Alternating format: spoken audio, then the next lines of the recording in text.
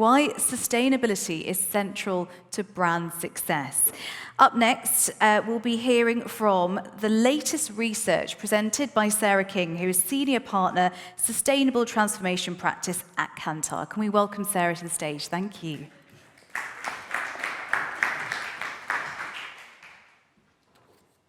Hi.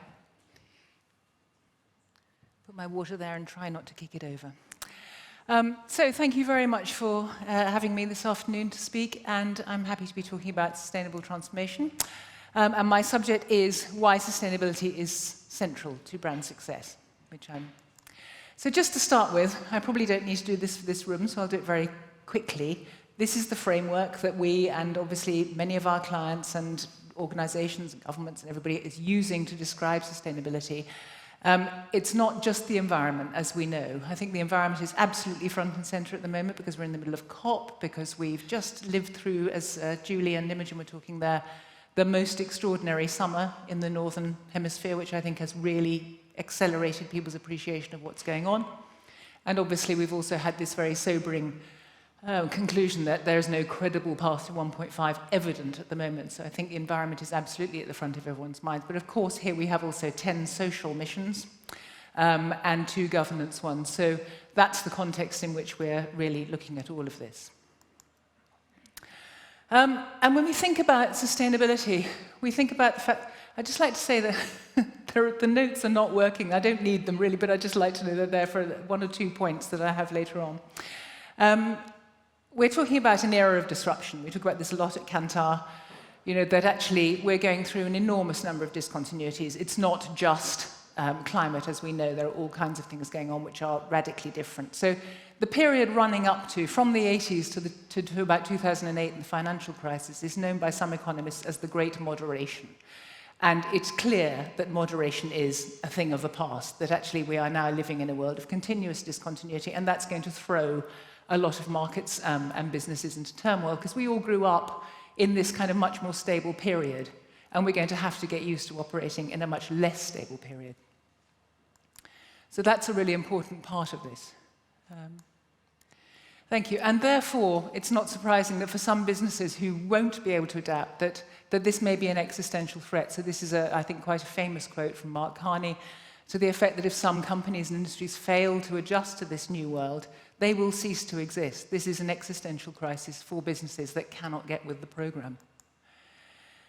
And there's pressure from all kinds of stakeholders, of course. So we'll just think about some of those. There is obviously pressure from consumers. This is a data point from some of our recent work that shows that 79% of people say that one of the people who are most responsible for the environmental problems that we're facing are large companies and corporations. And as you can see, that's bigger than governments, bigger than anybody else on that list. So that's a big onus of responsibility on us, because we also know from all kinds of other data points, only some of which I will share with you today, that people are deeply worried. So consumers have a concern about this.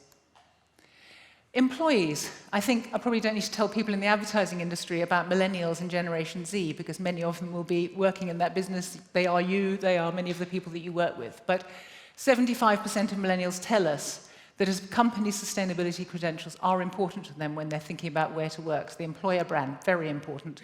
And Gen Z telling us that they want to work for organizations whose values align with their own. So there's pressure from consumers, there's pressure from employees, there's pressure from finance. It is easier to get finance for companies that have well-articulated and demonstrable ESG credentials. And as S&P say here, that's getting stronger, and it's going to continue. In terms of trends, the intensity of ESG factors is increasing. The relevance will continue to increase in the future. And then, of course, there's government and regulation. So actually, there are all kinds of different figures here, but there's large amounts of the global economy are committed, both legally and voluntarily, in different frameworks, to carbon neutrality by 2050. And there are all sorts of different things, whether you're following, the 196 countries who signed up to the Paris Accord, or the people who are following the scientifically based targets, and so on. So this is all really important. So I think about those constituencies. Even when you're not thinking about sustainability, The ability to attract customers, the ability to attract and retain talent, the ability to attract money, the ability to attract partners, these are all ways in which brands, regardless of sustainability, create value. And we believe that sustainability is going to be a kind of critical part of that going forward. So it's no wonder that virtually all the people running the biggest countries and the companies in the world believe that sustainability is critical to their futures. And this data, final point I want to make here, is from Brand Z. So I don't know if you know Brand Z, I hope you do. Brand Z is a Kantar research project. It's been going for 20 years. It covers numerous categories, numerous brands in numerous countries. And it's a source of a great deal of the kind of learning that we publish about how brands succeed and thrive and what they need to do that. Its most famous piece is an annual global top 100 valuation that we produce.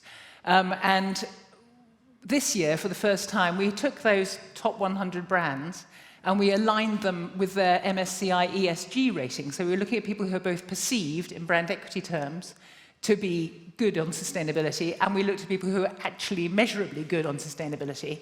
There weren't that many who were in both of those, but where we found them, we could see that they were actually growing at 31% year on year. So they were growing value for their brands, even ahead of the top 100 Brand Z global brands, and that is a high bar to beat. So I think what's important here, the first reason that sustainability is central to the success of brands is that it's becoming central to business success. It's going to be fundamental in a variety of ways and for all sorts of different stakeholders, and those stakeholders, as we've seen, they can add value to your business or they can take value away by depriving you of their support. And we are under scrutiny from all of those stakeholders, all of those parties, but when we do this well, it is associated with growth. So that's the first kind of point I want to make about why this is central to brand success. So that's the broad stakeholders. Let's have a little closer view at consumers, and this is where some of our more recent research comes in. And we do publish a lot of this research on Kantar.com, so please do avail yourselves of the things that we put there. But we know that consumers are very actively engaged with sustainability, and these are just three of numerous data points. But we can see here 54% saying they actually pay a lot of attention to environmental and social news. 47% saying that they prepared to invest time and money in companies that try to do good. And of course, for many people, the most easy way for them to invest their money in a company that tries to do good is to buy its products. And 51% believe that sustainable products, buying sustainable products, is a demonstration of who they are. So there we have it, meeting not only functional, emotional, but social needs, as many brands aspire to do. So people are really engaged with this. And there's a very clear and accelerating demand for action on climate. Now, this is from something that we've been doing this year called the Global Issues Barometer. We wanted to understand, obviously everybody's talking about the cost of living, but we actually wanted to ask people what was really on their minds rather than prompting them with what was on ours. So we used an experimental methodology, asked some nice open-ended questions, used an AI tool to help us create the taxonomy. So we've got a genuine from-the-floor response here. And what's interesting about this, I think, is we asked them three things. What are the biggest concerns that they have? Which are the ones that they think need a solution? And who is responsible for providing that solution? Now, the war tops out in terms of the concerns that people have. But the chart I'm showing you now is the things that people think need solving. And obviously, you've got the economy on the left-hand side there. And then you've got inflation, which is a subset of economy. It's kind of part of the same column. And then you've got climate change. So that's climate issues, climate change and environmental issues is what that bar represents. And you can see that it's way up there with the economy. It's far bigger than inflation. And you consider how much attention inflation is getting. People are more concerned about that. They think it needs more of a, they're more concerned about it, and they more urgently feel it needs a solution. And this went up, the number of people expressing that as one of their most important concerns went up by 50% this summer. So we did a survey in May, and we did the same thing in September. 50%, it's a big jump. The next thing you can see is social problems. So just going back to the wider context of sustainability, that includes particularly things like equity, diversity, inclusion. That's what those things are about. So again, you can see the importance of what we call sustainable issues to consumers all around the world. This is in markets representing about 70% of global GDP. Sorry, I keep pointing this at the wrong thing and clicking away. The other thing I said we did was we asked who was responsible for doing this. And I think we see a very strong sense of shared responsibility. I'll just point out, government is always most responsible for pretty much everything. That's how people answer this. But companies and businesses are rarely as responsible as this. So if you combine that with the 79% of people who blame companies and businesses, and by implication the brands with which they engage with companies, and then you put this next to 64% saying that businesses need to be part of that solution, that is a significant responsibility. The other thing I think that's interesting here is that the general public also carries a high responsibility. They're not trying to shirk their own responsibilities here, but they do need some help. But I take from this really, which having looked at this across all the issues that we're researching at the moment, this is one where we really are all in it together. Everybody has to pull their weight. And sustainability will, of course, be particularly important for younger cohorts. So we've already touched on them as an employment brand, as an issue. But obviously, it's really important for them in terms of their ability to function their lives as consumers and citizens and so on. So these are the people who are having to live with the consequences of what older cohorts like my own have left behind. And this work comes from our colleagues in our special cohort and futures practice. And what they point out to us is that really you can't talk about younger people without thinking about sustainability. It's going to be absolutely fundamental. So here you can see some of the data from our Global Monitor, which is an annual survey, again across multiple markets, where you see 64% of millennials and 57% of Gen Z describe themselves as environmentalists. And they're, on the other side, 58% of millennials and 51% of Gen Z saying that buying socially conscious products shows who they am and what they believe in. So this is really an important part of their own identity. And we think this is because, well, we know this is because there's actually a kind of big value shift going on, and this is actually quite a monumental thing. This is a big difference that's taking place, where we've moved, maybe we've only seen this once before in the last century, where we moved from that kind of institutional to individualistic culture, which all of us have grown up in and do our work in, to something a lot more communal, where people are actually expecting a lot of younger consumers are expecting brands to reflect this kind of sensibility and this set of values that they're actually growing up in, that we need to be thinking about society. And I showed you some things from the Global Issues Barometer. We also did a similar thing called the COVID Barometer during 2020. And one of the things that was most apparent to me when I was looking at that data was that consumers, people, perhaps we should call them people, they absolutely see business as being part of society. And I know lots of people still argue about this, which seems extraordinary, but it was very, very clear that business is part of society with obligations to employees and communities and people and its customers and so on. And that genie is right out of the bottle and it's not going back in there. And I think it's really important that we recognize that the situation has changed.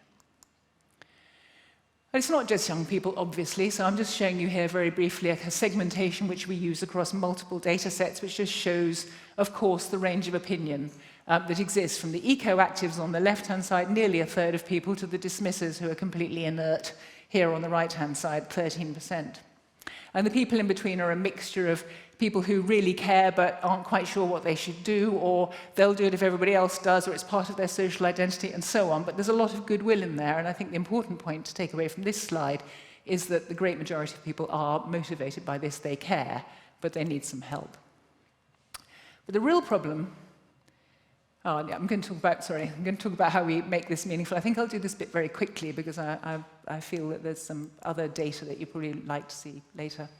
But what's really important is not just going from how much people care to what you can actually do about it. And this is the year of action. We know that's the theme for COP. We know that's what people are trying to do. And we have to be incredibly forensic because we also know there's a lot of cynicism. And we've just heard a bit about greenwashing. So we're going to have to be very careful that we don't allow people to think we're only doing this for commercial reasons, and we have to not only be doing it for commercial reasons.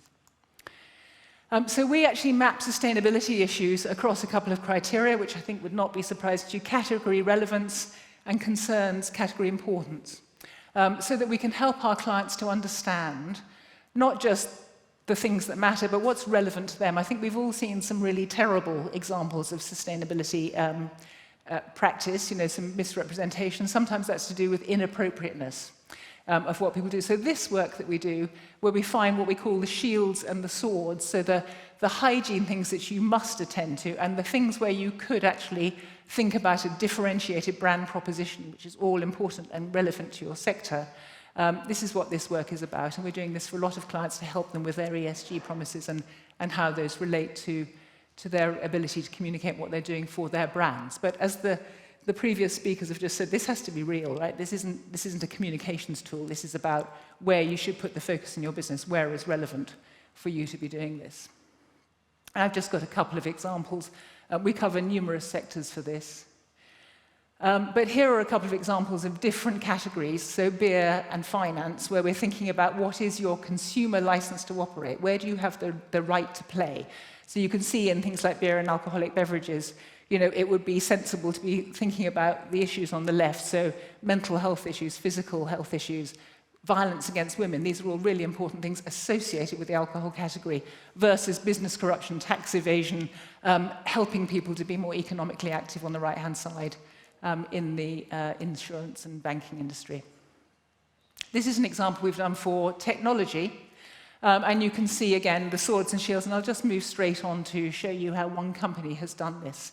So Google is this is the same map. We can see that Google is a really good example of a company that has used the right, sensible, category-appropriate things to make really good actions in terms of their sustainability. So we've got a significant promise from Google, as you know. I think they are the third most valuable brand in the BrandZ top 100 brands ratings. The stuff on the right shows you how powerful they are as a brand. Their indices on responsibility, purpose, and general brand power are very high. And they are acting in very appropriate ways, both in terms of greenhouse gas emissions, which is a big issue for that category, but also things like mental health issues and education, which is about equity and economic equality, allowing people access to things they might not otherwise have. So a really good case study of someone who's taken the right issues and made some big promises and is meeting their targets. But for us, this is about a mainstream opportunity. That's the main point, I think, that we feel is sometimes being missed by brand owners. Huge numbers of people say they're prepared to make some changes, and many people accept that brands have a right to play in many of these sustainability issues that we're talking about. But actually, at the moment, it's just too expensive. So we've got here 68% of people saying they believe sustainable products and services are more expensive, and 65% saying they'd like to, but the cost of living is getting in the way. Now, these people are right. So we've done some analysis on Kantar World Panel, which is the household panel, which looks at what people buy and also how they think. And what we found was that the 20 products in the UK, which are most bought by that eco segment, are retailing at 75% premium against their categories. So there are some people making very good products and services and making good money using strong brands to charge a premium, but that's not the way to, we're not going to end up with a mass market. We're not going to scale this if that's the way that all of that category is priced. So this is a really important moment, I think, for us to realize, because at the moment, sustainable choices are a privilege of the affluent. So you can see from left to right here, and these are degrees of affluence, what a difference there is. That top bar, the bright green, represents how much note people can take of the causes that a brand espouses when they're making purchase choices. And you can see that that is much more likely if you're in the left-hand side, in the comfortable group, materially comfortable. So those are the people, using the same segmentation here, those are the people who feel that they have agency, that their choices make a difference. They feel that their brand can play a part in a social conversation. They actively seek out those brands, and they feel that this kind of behavior is part of what defines them as a person. So, that's great, but it's not going all the way across. There is a group of people who are feeling relatively excluded from those kinds of responses to brands. So we're really possibly frustrating a huge desire which is out there, because I'm sure over the last 2 days, I haven't been here yesterday, but I'm sure you've seen lots of data points about how important this is to people. It's hugely important.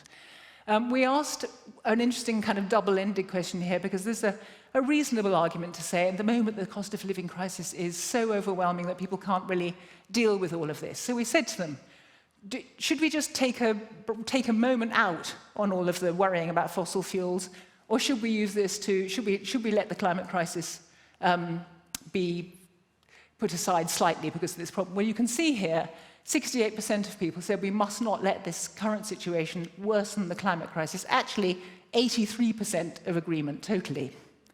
But those are people who agree a lot. And people want to make it personal. They want to do whatever they can to fight climate change. And this is really important, I think, this figure.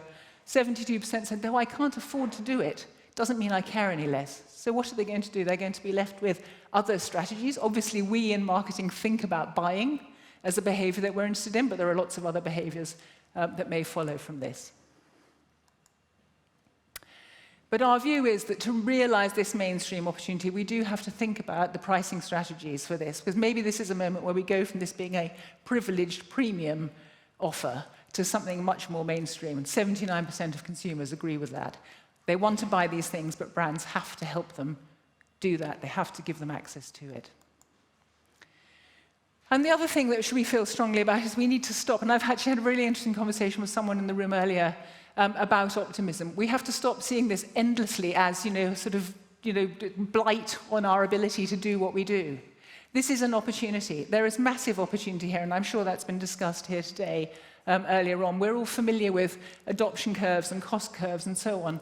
And, there's some very interesting work on the energy renewables, which was done by Mark Jacobson at Stanford, and he was showing that across 145 countries, that this transformation to renewable energies would pay back in 6 years and then be cheaper to run than conventional things. So, these things change. There is an opportunity. There's $12 trillion dollar opportunity that's been identified by both McKinsey and by the World Business Council for Sustainable Development in different studies coming to a very similar kind of value. So there's plenty of opportunity in here. And just one nice example is obviously electric vehicles and all the things that have happened there in terms of consumer demand, in terms of the cost of the development, in terms of the volume that's actually being bought, the infrastructure that's happening, the improvements on battery, all of those things, creating a kind of positive rolling program in which brand owners can, with confidence, go to market and expect that they will derive efficiencies as they go forward and build a positive new category and market. So that's a lot of data in a short period of time. Sorry, I'm afraid I cantered through that rather quickly. I will be here later if anybody wants to ask any particular questions, but I'd just like to draw the conclusions from this in terms of what it is that we would sum up from this. Why is sustainability fundamental to brand success? So since 2008, an era of disruption, and that will continue. Disruption isn't going to go away, and issues of sustainability are an increasing part of that. Some of them are urgent. Unaddressed, they are a threat. Addressed, they are an opportunity, and an opportunity for your brand to meaningfully differentiate, backed up by real action and appropriate choices. Consumer opinion is very clear. Consumers are worried. They are very worried. And they know they have a role in this. They know they need help, not least with mainstreaming this and not just leaving it as an aspirational niche. With sustainability in general, a consumer license to operate is a sector-specific thing. And as part of your own differentiated brand strategy, that enables you as a brand owner to do something which is appropriate, and then through your own brand thinking, think about how that can become part of your differentiated brand strategy. You can do both of those things. And while there will continue to be, and there will always be, premium opportunities in here, and there should be, the real opportunity we see is in a moment where we move from sustainable consumption to much more mass adoption. And that's going to take some additional thinking by brand owners as people need to see more value.